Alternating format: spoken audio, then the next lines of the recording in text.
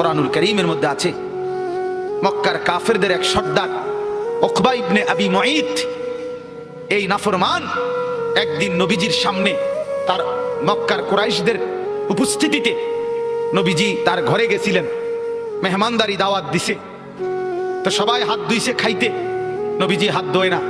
উকবা বলতেছে, মুহাম্মদ হাত ধুচ্ছ না কেন? নবী বলে, চাচা আমি হাত ধুইব না, খাবার নেব না যদি আপনি কালেমা না পড়েন। উকবা বলে, হায় মুহাম্মদ, তুমি তো আমার আটকায় দিলা, এখন যদি মেহমান ফিরাই দেই তোমাকে, তাহলে গোটা মক্কায় ছিচি পড়বে, সর্দারের ঘর থেকে মেহমান না খেয়ে চলে গেছে, এটা তো আমি সইতে পারি না, যাও কালেমা পড়ে নিলাম। কালেমা পড়ছে, পরে নবীজি খানা খাইছে, নবীজি চলে গেছে। সব কাফের সর্দার এগুলো, উমাইয়া ইবনে খালফ, আস ইবনে ওয়াইল, আবু জাহেল, আবু লাহাব, এই নাফরমানরা এবার উকবা ইবনে আবি মুঈতকে একবারে টাটছে ধরছে জাতা দিয়া, এই দোস্ত বন্ধু কামটা করলা কি? কি একসাথে বন্ধুত্ব, একসাথে চলি ফিরি, আজকে এত বছর একসাথে বন খাই, একসাথে বিড়ি খাই, একসাথে গপ মারি, একসাথে মানুষের বেড়িতে দিকে ফিসে ফিসে হাঁটি, আজ এতদিনের সম্পর্ক আমরা সব সিটারি একলগে করি, সব বাটফারি একলগে করি, তুমি কামটা কি করলা? এতগুলো বন্ধুর ইজ্জতের দিকে না তাকাইয়া মুহাম্মদের কালেমা পড়ে ফেললা। দোস্ত মনে তো চাইছিল না, কিন্তু বিপদে তো পড়ছি, তোমরাই দেখছো, কালেমা না পড়লে সে তো চলে যাবে, তাইলে তো আমার বদনাম হবে, মেহমান ফিরে গেছে, সেটা তো আমি চাচ্ছিলাম না। অন কি করতাম কও? যদি বন্ধুত্ব টিকাইতে হয় আমাদের সাথে, তাইলে এখন গিয়া মুহাম্মদের সামনে নিয়ে গিয়া থুতু মারবা আর মুহাম্মদের কালেমা মুহাম্মদকে ফিরাই দিবা। এই জানোয়ার, এই বেঈমান গেছে ঠিকই, গিয়া রাসূলুল্লাহ সাল্লাল্লাহু আলাইহি ওয়াসাল্লামের সামনে থুতু মেরে এরপরে বলছে, মুহাম্মদ তোমার কালেমা তোমাকে ফেরত দিলাম।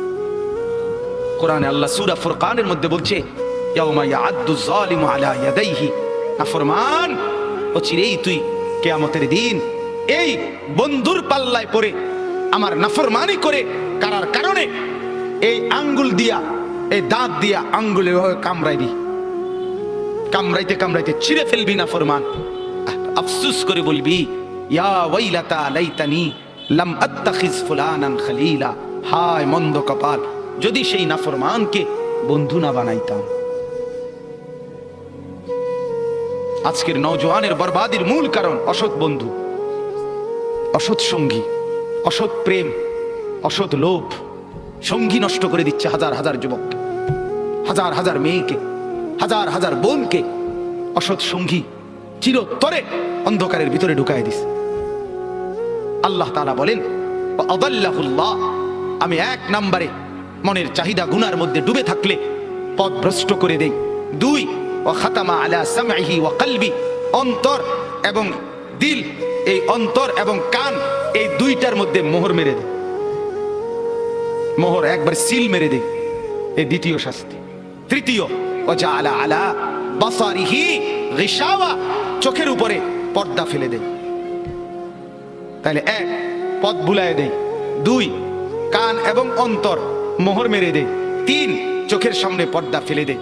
এবার বলেন তো বাপ, চোখেও আর দেখে না হক, কানেও আর হকের কথা শুনে না, দিলেও আর হকের কিছু বোঝে না, আর পথও খুঁজে পায় না, এই লোকটার পরিণতি কি? ফামান ইয়াহদিহি মিন বাদিল্লাহ।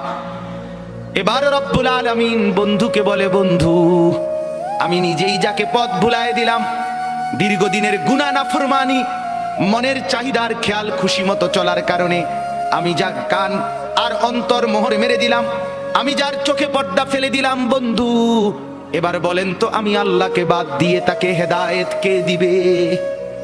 আব্দুল কাদের জিলানী, জুনায়েদ বাগদাদি। জুনায়েদ বাগদাদির বাপের ক্ষমতা আছে, কথা বলেন না কেন? হেদায়েত দেয় কে? বলেন না কে? যিনি দিবে নাফরমান, তোকে তো তিনি ধাক্কা দিয়া ফেলে দিছে, তাকে তো তিনি মোহর মেরে দিছে, তাকে তো চোখে পর্দা ফেলে দিছে, এবার হেদায়েত দিবে কে? এই স্টেজে যদি 100 আব্দুল কাদের জিলানীও আসে কান্দে শিক্ষারে, আল্লাহর কসম তোমারে তো আর কেউ বদলাইতে পারবে। যদি পারতো তো রাসূলুল্লাহ সাল্লাল্লাহু আলাইহি সাল্লাম তো নবীজির চাচা আবু তালেবকে ইমানদার বানাইতে পারতো, পারতো কিনা বলেন না? কি পরিমাণ কাঁদা কাঁদছে, নবী সাল্লাল্লাহু আলাইহি সাল্লাম আবু তালেবকে কালেমা পড়াবার জন্য কি পরিমাণ কাঁদছে, চেষ্টা করছে। শেষ মুহূর্তে বলছে, চাচা চাচা কালেমাটা পড়েন না। চাচা বলছে, না, মানুষের কাছে বেইজ্জতি হব, পড়বো না, মানুষ লজ্জা দিবে। আল্লাহ নবী সাল্লাল্লাহু আলাইহি সাল্লাম বলছে, কানে কানে বলেন, আমি কাউকে শোনাবো না, আমি শুধু হাসরের মাঠে বলবো, মৃত্যু পর্যন্ত চাচা ওয়াদা দিলাম জগৎবাসীকে শোনাবো না আপনি ঈমান আনছিলেন, কানে কানে কন। আবু তালেব বলছে, না, কানে কানেও বলবো না। এবার নবী বলে চোখের পানি ফেলতে ফেলতে, চাচা এমনও কইতেন না তো, ঠিক আছে চাচা, আমি কালেমাটা পড়ি, আপনি শুধু ঠোঁটটা নাড়েন, আপনি শুধু ঠোঁটটা নাড়বেন, আমি হাসরের দিন বলবো, মাওলা আমার চাচা কালেমা পড়ছিল এজন্য ঠোঁট নাড়ছে, এর সুযোগ দেন। চাচা বলছে, না না না, আমি ঠোঁটও নাড়বো না। আল্লাহ নবী তখন অঝরে কাঁদতেছিলেন আর চোখের পানি ফেলে বললেন, চাচা আপনি জাহান্নামের আগুনে জ্বলবেন, আমি সইব কেমন? আবু তালেব নাফরমান তখন কি বলছে জানেন? আন্নারু খায়রুম মিনাল আর। মুহাম্মদ, মানুষের কাছে লজ্জা পাওয়ার চাইতে আগুনে জ্বলা অনেক ভালো। বাপ, নিজেদের জিন্দেগিতে একবার ভাইবা দেখেন, আমিও ভাবি আপনিও ভাবেন, এমন আচরণ আমার মধ্যে আছে কি? 3 দিন ধরে যে বাড়িতে মেয়ের বিয়েতে, ছেলের বিয়েতে যে ডেকসেট বাজাইলেন, কারে খুশি করার জন্য? হ্যাঁ, 1 লক্ষ টাকার গেট, এরপরে গায়ে হলুদের এই নগ্ন অনুষ্ঠান কার জন্য করলেন? বেড়া বেড়ি সব, যুবক যুবতী সব একই মাইক্রো প্রাইভেট কারের ভিতরে যাতাযাতি করে বহাইয়া একখান থেকে একখানে নিলেন, কার জন্য? পুরা প্যান্ডেলের ভিতরে একসাথে বেড়া বেড়ি একত্রে খায়, নাচে, গায়, ফুর্তি করে, কার জন্য? শুধু সমাজ, সোসাইটি, পরিবেশ, সোসাইটি মেনটেন করছেন, সমাজ মেনটেন করছেন।